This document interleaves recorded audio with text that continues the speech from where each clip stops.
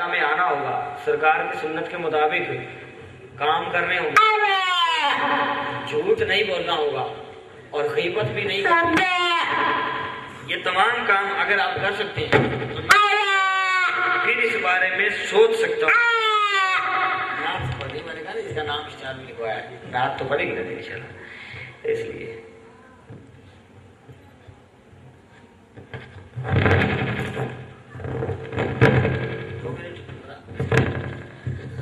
دیکھو نا،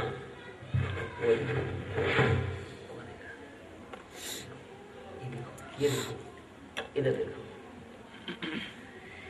تمہارا میری گفتگو اس تسلسل سے ٹوٹ رہی ہے۔ تمہارا میں نے عرض کیا کہ میں نے کہا آپ کو سارا لبادہ بدلنا ہوگا، سرکار کی سنت کے مطابق کرنا ہوگا، پھر یہ کام چل سکتا ہے۔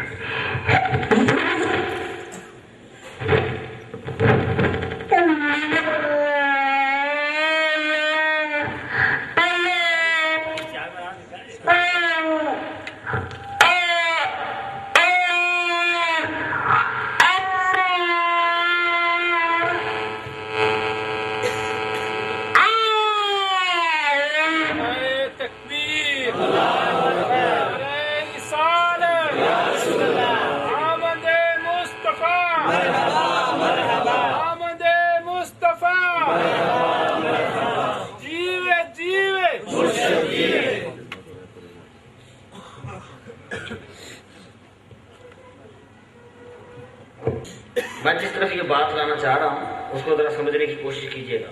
میرے گفتگو کا حصہ نہیں تھا کیونکہ آج تو ولادت کا پہلا آغاز کرنے لگے ہم، سرکار کی ولادت کی خوشی میں اپنی مجلس کا انعقاد کرنے لگے۔ بات کھانے پر چلتی چلتی ادھر آ پہنچی تو میں نے عرض کیا کہ آپ کو سارے کام جو سرکار کی سنت کے مطابق کرنا ہوں گے، پھر اس بارے میں سوچا جا سکے گا۔ پھر بھی میں اجازت نہیں دے سکتا، لیکن یہ مقصد کہنے کا صوفیہ کا طریقہ ہے، ورنہ یہ کوئی طریقہ نہیں ہے کہ آپ ایک دو کام بھی کریں اور پھر آپ کہیں کہ دین بھی چلتا رہے، یہ بھی سلسلہ چلتا رہے، ایسا نہیں ہو سکتا۔ میں نے کہا کام ایک ہی ہوگا۔ پہلے اول ترجیح جو ہے وہ اگر آپ نے ایسا کرنا ہے تو آپ کو کس لیے کرتے ہیں دم؟ میں نے کہا کوئی آپ کو دام درہم میں ملتے ہیں اس میں یا کچھ؟ میں نے کہا نہیں، کوئی جو اگر خوشی سے کوئی دے بھی دے گا مجھے تو وہ بھی میں چراغی میں کسی جگہ پہ دے دیتا ہوں۔ میں نے کہا دینے میں کوئی حرج نہیں ہے، ہماری شریعت کے اندر کسی بھی خوشی کے موقع پر، نعت کی صورت میں، نذرانے کی صورت میں، یہ کسی بھی قسم کی صورت میں پیسے کوئی اگر خوشی سے اپنے دے تو اس میں کسی جگہ پر کوئی ممانعت نہیں ہے شریعت میں۔ اگر چاہے ڈیمانڈ کر کے لی جائے، چاہے وہ نعت خواں ہے یا کوئی شخص بھی ہے یا کوئی علماء ہے، تو وہ ہماری شریعت کے اندر وہ لینا حرام ہے۔ ڈیمانڈ کر کے اگر کوئی نعت خواں کہے کہ میں تو 5,000 لوں گا تو آپ کے ہاں آؤں گا، 20,000 لوں گا، لاکھ تک جاری ہے بات۔ تو اگر کوئی ایسے ڈیمانڈ کرتا ہے اور پھر آتا ہے تو ہمارے مسلک اہل سنت والجماعت کے اندر وہ لینا حرام ہے۔ منصب پہ بیٹھ کے کہہ رہا ہوں، بغیر علم کے بات نہیں کر رہا۔ اگر آپ نے کسی بھی قسم کے طور پہ آپ نے ویسے دے دیے اپنے خوشی سے، چاہے وہ کتنے ہی لاکھ بھی ہوں، اپنی خوشی سے دے دیے، وہ حرام نہیں ہے، وہ حلال ہے، کیونکہ وہ آپ نے اس بندے کو نہیں دیے، حضور کے نام پہ دیے، اور حضور کے نام پہ نہیں دینے تو کس کے نام پہ دینے؟ تو اس لیے وہ کھانا بھی اور وہ دینا بھی اور وہ لینا بھی وہ محبت اور خوشی کے موقع پہ اور اس کی مرضی کے مطابق خوشی میں اگر کوئی کرتا ہے تو وہ حلال بھی ہے اور برکت بھی ہے۔ زبردستی دیا جائے یا جب ڈیمانڈ کی جائے وہ ہمارے ہاں اس مسلک میں حرام ہے، یہ پہلے معقول ہے۔ تو اس لیے میں نے ان سے عرض کیا کہ آپ اپنا لبادہ بدلیں، سنت کے مطابق، داڑھی بھی سنت کے مطابق ہو اور نماز بھی پنجگانہ ہو، پھر انشاءاللہ اندر بھی نور ہوگا اور باہر بھی نور ہوگا، پھر کام چل پڑے گا، ٹھیک ہے؟ تو لیکن دم کی اجازت نہیں دی گئی اور نہ میں نے اس کو دم کا مشورہ دیا۔ میں کہا جس نے دی ہے آپ اس سے پوچھ سکتے ہیں، آپ کی ہیبت جو ہے وہ دور کرنے کے لیے عمل کریں۔ تعویذ بھی ہمارے یہاں تعویذ کا بڑا رجحان ہے، تعویذ ہوا، چھلا ہوا اور گڑا ہوا، بس اب یہ جو 12 دن ہے مقصد کم از کم ان چیزوں کے لیے تنگ نہ کیا جائے، ٹائم نہیں ملتا، علم کی باتیں اکٹھی کرنی ہوتی ہیں، آپ کو اللہ پاک کے فضل سے فیضیاب بھی کرنا ہوتا ہے، تو اس لیے زیادہ ان چیزوں پر انحصار نہیں۔ مجلس میں آنے سے حضرت جنید بغدادی نے فرما دیا ہے کہ ولادت کی خوشی میں جتنی محفل میں منائی جاتی ہیں اس کی محفل میں بیٹھنے والے کا ایمان کبھی سلب نہیں ہوگا. حضرت جنید بغدادی نے فرمایا. پھر تعویذ اور چھندہ اور کرنے کیا کرنا ہے؟ حضرت جنید بغدادی نے فرما دیا محفل میں بیٹھنے سے جو ولادت کی خوشی میں جتنی بھی محافل ہو گئی اس میں جو بندہ آ کر بیٹھ گیا اس کا کبھی ایمان ضائع نہیں ہونا. تو پھر ہم نے ان چیزوں کیا کرنا؟ تو بیٹھنے سے سب کچھ مل جانا. بزرگوں کے قدموں میں بیٹھیں گے تو سب کچھ ہی مل جانا برکت سے. تو اس لیے جو محبت سے لے کر آیا, جس نے کھانے جتنے بھی تقسیم کیے اور جتنا بھی دیا گیا اور مٹھائی, یہ خدا کی قسم یہ اس جہاں میں بھی اس جہاں میں بھی کام آ جانا ہے. عمل جو جتنا بھی ہے اس میں ریا ہے یا نہیں ہے کچھ بھی ہے انہیں کام نہیں آنا. دولت, بینک بیلنس اور آپ کا کچھ بھی ہے, کوئی بھی آپ کی جائیداد ہے, یہ آپ کے ساتھ نہیں جائے گی. ساتھ آپ کا یہ بیٹھنا پار لگا دے گا. سرکار کی محفل میں سرکار کے نام پہ جھنڈے لہرانا, خوشی منانا اور ان کا ذکر کرنا, یہ آپ کو کام آ جائے گا اس جہاں میں بھی اور اس جہاں میں بھی. اس لیے اور ورنہ اب پرسوں کی بھی بات ہے, یہ محبت ہی کی بات ہوتی ہے نا, بات تو محبت ہی کی ہوتی ہے. پھر اتنا مقصد کہ اللہ تعالیٰ کا کرم ہوا کہ گفتگو تو ان سے میں عرض کر رہا تھا. ہمارے شریف صاحب ہیں, ان کا فون آ گیا 7-1 بجے مجھے پرسوں, کہنے لگے آپ کی یاد آ رہی ہے. میں نے کہا پھر آ جاؤ, یہ محبت کی بات ہے. میں نے کہا پھر آ جاؤ, یاد آ رہی ہے. تو انہوں نے کہا چلو جی پھر چلتے ہیں. یہ اسی وقت چلے اور رات کے 11 بجے 1 کروڑ پکا. ٹھیک ہے, جب بیٹھ گئے پھر گفتگو چلتی رہی بات. میں نے کہا کہ میں نے تو جو ابتدا کی تھی ذکر مصطفیٰ رفعانہ لگا رہے, میں گفتگو جو ان کے دوران جو گفتگو ہوئی اس وقت محبت کی, اس گفتگو کا ایک حصہ کرنے لگا ہوں. تو وہ یہ سب حضرات بیٹھے تھے میرے پاس, کل ہی کی بات ہے جب واپسی ہونے لگی. تو میں نے کہا کہ عشق کا آپ کس لیے آئے ہیں؟ جی عشق لینے آئے ہیں. میں کہی تو میرے والد محترم شیخ طریقت فرماتے تھے, مانا کہ پرخطر ہیں یہ عشق کی راہیں اعتراض, ہمت نہ ہار اے دیدا آگے قدم بڑھائے جائے. ہم تو یہاں بیٹھے ہیں کوئی دنیا کی جائیداد لینے کے لیے نہیں. میں تو اپنے برافان اللہ کا ذکر اور عشق, یہ میری 2 گفتگو ہے بس, اور انشاءاللہ تعالیٰ یہ اختتام تک چلتی رہیں گی. اور میرا مقصد اس میں زیادہ ہنسانا تو یہ تو حضور کی محبت میں تو چلتا ہے, ذکر میں ان کے مست ہو جائیں. دیکھنا ہے کہ عشق کی گفتگو سن کر کتنے چھما چھم آنسو برستے ہیں. اب کی بات ہے نا, جب بھی سنیں, مقصد کہنے کا چلتی رہیں گی. 12ویں کا بھی بیان ہوگا انشاءاللہ. تو جب بھی جو موقع جس وقت گفتگو کرنے کا ملا تو 2 ہی چیزیں میری چلتی رہیں گی انشاءاللہ تعالیٰ, جس میں بڑا معنی اللہ کا ذکر ہے. اولین ترجیح جو ہے ایک یہ رہے گی جو پچھلے جمعے میں نے آغاز کیا تھا, اور دوسرا جو عشق رہے گا. تو انہوں نے کہا جی عشق لینے آئے ہیں. میں نے کہا حضرت غوث علی شاہ صاحب قلندر پانی پتی, ان کی بارگاہ میں بھی ایک شخص حاضر ہوا اور اس نے عرض کیا کہ حضور ایک شے لینے آپ کی بارگاہ میں آ گیا ہوں. آپ نے فرمایا کیا لینے آئے؟ کہ حضرت میں کچھ نہیں لینے آیا, نہ جائیداد, نہ بیوی, نہ بچے, اور نہ میں کوئی پیسے دامے درہمے, کچھ نہیں لینے آیا. یہ آپ کو صدقے ملتے رہتے ہیں, کھانا پینا ہو جائے گا. عشق کا ایک قطرہ چاہیے. حضرت غوث علی شاہ صاحب قلندر پانی پتی, ان کی بارگاہ میں وہ شخص آیا. اس نے عرض کی, نوجوان تھا, نوجوان, کہ عشق کا ایک قطرہ چاہیے. آپ نے فرمایا کہ پرخطر رہے ہیں, سوچ لو کہ ٹھیک نہیں ہے. کہ نہیں حضرت پکا ہو گیا ہوں, عشق کا قطرہ نہیں ہے. ٹھیک ہے نا. تو میں نے کہا اچھا.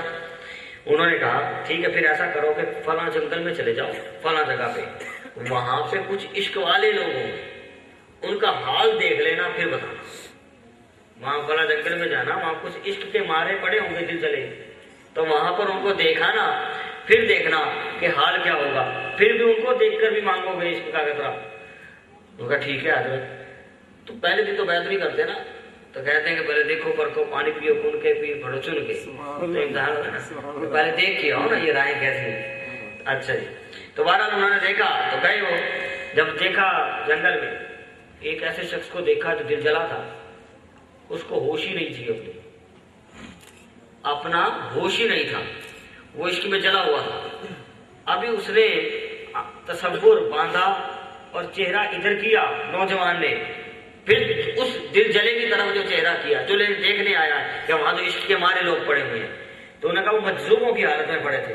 میں نے کہا دیکھا تو اس کے جسم کے اعضاء بکھرے پڑے تھے. ایک جھلک اس نے دیکھا کہ ابھی اس کو ہوش ہی نہیں ہے، اپنے یار کے خیالات میں گم ہے. ابھی دوبارہ جب اس نے منظر دیکھا تو اس کے اعضا بکھرے پڑے ہیں. پھر اس نے تصور دیکھا تو تمام اعضا جڑ جاتے ہیں. اس نے یہ منظر دیکھا تو حیران ہو گیا. حضرت غوث علی شاہ صاحب قلندر پانی پتے کی بارگاہ میں پہنچا. آپ نے فرمایا کہ ہاں دیکھا ہے عشق والوں کا حال، کبھی اعضا بکھر جاتے ہیں، کبھی جڑ جاتے ہیں، اپنی بھی ہوش نہیں رہتی. رستہ تیری گلی کا پوچھا تیری گلی میں، ایسا دیوانہ کر کے یہ ہوش نہ رہا. جہاں پہ ہوش نہ رہے، محبتیں حد توڑ دیں، عشق کی منزل پہلی وہاں پہ ہوتی ہے. جب محبتیں اپنی حد ختم کرتے ہیں، جس کی کوئی حد نہ رہے محبت کی، وہاں عشق کا آغاز ہوتا ہے. باری لمبی بات ہو جائے گی. آپ نے فرمایا کہ بہت ساری شاہ صاحب قلندر پانی پتی میں تو بھائی یہ منظر دیکھ کر بھی اب کیا ارادہ ہے؟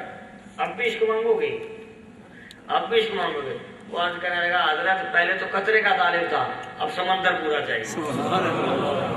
پہلے تو قطرے کا طالب تھا بن دیکھے، اب دیکھ کر آ گیا ہوں تو سمندر پورا چاہیے. تو مقصد کہ عشق کی راہیں تو ایسی ہوتی ہیں. تو اس لیے یہ لوگ جو ہوتے ہیں، یہ مقصد کہنے کا پھر دیکھتے نہیں، انہیں اپنے یار کے سوا کوئی اور شے نظر آتی نہیں. تو میں نے کہا کہ بھائی ابھی آپ آ جائیں، محبت کا تقاضا ہی آ جائے. تو بھی یہ بیچارے یہ لوگ آ گئے. اللہ پاک بیڑا پار کرے، حاضری مدینہ پاک لگتی رہے. تو میں نے بھی کو اپنا ایک شعر سنا دیا کہ آنا جانا مدینے میں یوں ہوتا رہے. نہیں ناز کا زمرد یہ کرم، یہ زمرد کام اپنا یوں ہی چلتا رہے. آپ کا یہ کرم ہم پہ یوں ہی ہوتا رہے. رب کے پیارے دوارے ہمارے. میں نے کہا بس یہ ایسے چلتا رہے آنا جانا. تو اس لیے بات جہاں سے شروع ہوئی تھی اسی جگہ پہ لا کے اختتام تو انشاءاللہ کبھی بھی نہیں ہوگی. لیکن بات کو سمیٹتا ہوں کہ بات کھانے پر چلی تھی مٹھائی پر، کہ ہم اس نے بہترین عمل آقا علیہ السلام نے کیا فرمایا کہ بہترین عمل یہ ہے کہ ہم جو کھلاتے ہیں جو پلاتے ہیں اس کو ہم نے دو کام کو تقسیم کرنے ہیں. مائیں بہنیں بھی اس بات کو توجہ رکھیں کہ حضور نبی کریم صلی اللہ علیہ وسلم نے جو ارشاد فرمایا وہ صرف دو کام ہیں آسان، ایک کھانا کھلانا اور ایک محبت سے گفتگو کرنا. یہ دو کام حضور نے فرمایا کہ سب سے آسان ہے. تو اس لیے جو لوگ دیتے ہیں کھلانے کے لیے، یہ ہماری 12ویں کا جو 12 روزہ ہے یہ بھی ہماری طرف سے نہیں ہوتا، یہ سب مدینے والے کی طرف سے ہوتا ہے.